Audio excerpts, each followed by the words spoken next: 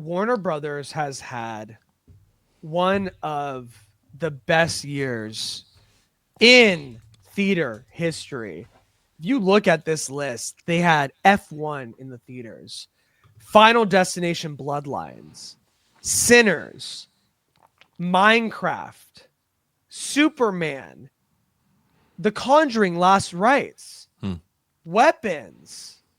All these movies have made a ton of money, and they still have one battle after another, which I think is going to be really, really good and win a lot of awards. This is the year of Warner Brothers. And when you Is that are the having DiCaprio one? The DiCaprio one? yes, Is that okay? and when you are having a stellar year, what do? You sell high. And that is exactly what Zaslav is wanting to do. And apparently, there is a new bidder that could potentially be in the game, and that is Netflix. As reported last week, Paramount Skydance is reportedly putting a bid into buying Warner Brothers, which shot the stocks sky high. But what does that mean for moviegoers? Well, it seems like this has been in the making for a while because Warner Brothers Discovery CEO David Zaslav has been setting the stage to sell the company. And the outlet adds that he wants a bidding war. And it seems like he might just get what he wants. If you recall, years ago, there had been talks of Zaslav's master plan to split up Warner Brothers for a sell, where he would retain Discovery potentially. And it looks like it might be unfolding this way, or it might be unfolding that the whole thing is going to go. The latest from the Post said that David Ellison Skydance is preparing a multi-billion-dollar offer to acquire Warner Brothers. And now we are hearing that Netflix is in the mix atop some other suitors like Amazon and Apple. This, my friends, is called the death of cinema. The end. And scene. I want to ask you, Rocky, based on what you're hearing, regardless of Paramount buying it, how do you feel about Netflix buying Warner Brothers? I am of the mindset of I'm not a big fan of all the kind of conglomerations that, like when Disney bought Fox and Marvel and Star Wars and all that, I was just like, it was I feel like from my point of view, a tiny point of view of being in the creative field or entertainment field, it's like when you get rid of competition and you put it all under one envelope, it like hurts the industry a little bit. Like I get the money making and the business side of it, but as far as the creative aspect, if you don't have all these competing companies that are vying for audiences and you're all like in the same camp, you know what I mean? It's like, why would Marvel won't compete with Disney because they're all in the same camp. And similarly, so it's like, as I see these corporations just get bigger and bigger and acquire this and acquire that, I'm just like, all right, I guess, I don't know. Like Netflix was exciting because they were doing their own thing, but now for them to acquire Warner Brothers and just leapfrog into being the next competitor with the big Disney conglomerate, I'm just like, all right, I don't know. It doesn't excite me. If Netflix buys Warner Brothers, this will be the death of theater going. Netflix has a model that solely relies on streaming. Yeah.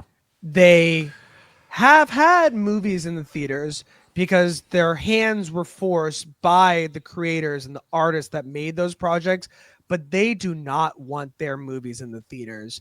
They want their movies to their streaming network. Yeah. And if Costs they too buy much money. Warner Brothers, Yeah.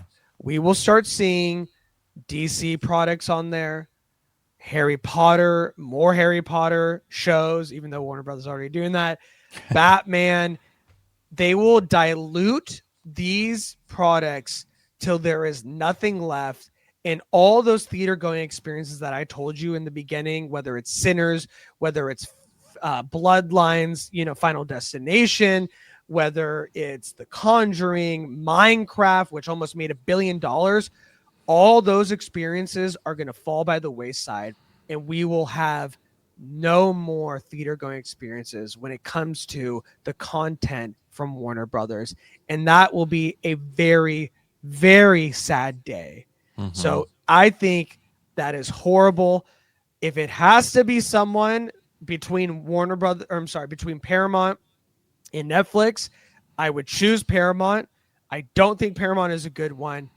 If I had to choose something bigger, I probably would say Apple would be a good one, Why? because Apple, like we saw with F1, who used Warner Brothers as a distributor for the theater, Mm-hmm.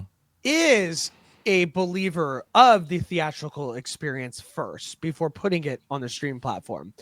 On top of that, the quality of shows that we've seen from Apple in the past 5 years have been extremely good and reminiscent of what we have come to know from the HBO series that we know and love. So I do think if there was a big company that was going to buy Warner Brothers, I think Apple would be the best one out of Hmm. all of them. Hmm. I don't know. I feel like Apple, I think that would like seriously change the course of who Apple is, which is a technology, software, internet of all things kind of company. Right. And then all of a sudden you take on, and they have had some hits for sure, but I feel like the streaming component as it is now has suffered from that because they can't put, it dilutes the brand a little bit of what Apple is all about. So that would be interesting. That would be interesting, but I think it would change things a lot. And then More than Netflix buying it? I think Netflix is just, they're in it. They're in entertainment. That's what they're all about right now. Apple's been in entertainment for a while now. They have. They They just have. won, like, their comedy won all the Emmy Awards like Yeah. last Yeah. week. Yeah. I do, but I mean, I understand that, but They're in the creator business now.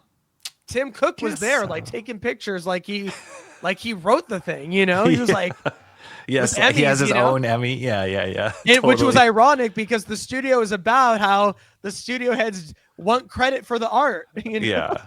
Yeah.